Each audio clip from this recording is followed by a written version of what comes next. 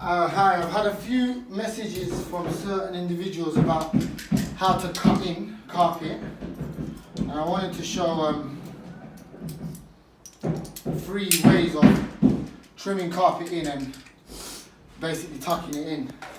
So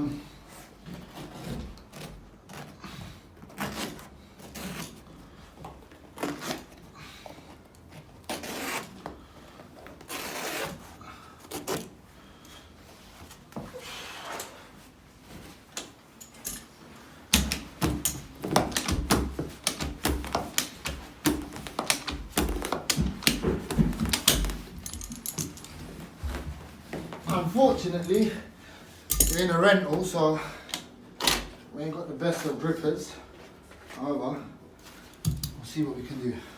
So there's 3 ways I can show you.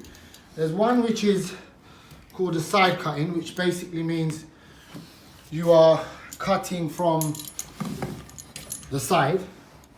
So it's a matter of getting the positioning of the blade, which is basically just a mil short of the skirting, because the last thing you want to do is put it on the skirting and start taking chunks out of the skirting board. So a side cutting is basically making sure the grippers are hooked on and just basically keeping an eye on it and side cutting it. And then you can see you'll get a nice angle of, you get a nice bit of carpet that you can tuck in.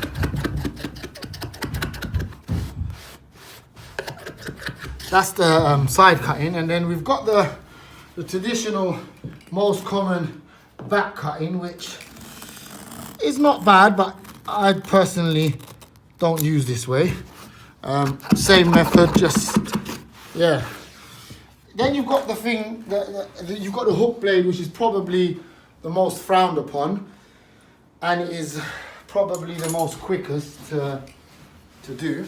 I don't recommend it, but nevertheless, I'll show you how it can be done. And it's basically a normal hook blade, and the positioning of the wrist is important, and the positioning of the blade, because you would have to judge it a few trial and errors in order to get it. So if you can see here, there ain't no marks on the actual skirting board, but with the hook blade, you can potentially get a mark. All depends, but that's probably the 3 best. That's probably the 3 ways, and the best way for me is side cutting. Second is top cutting, and the one that I don't recommend is the hook blade, but I thought I'll show you anyway, just so maybe some can master it and get along with it.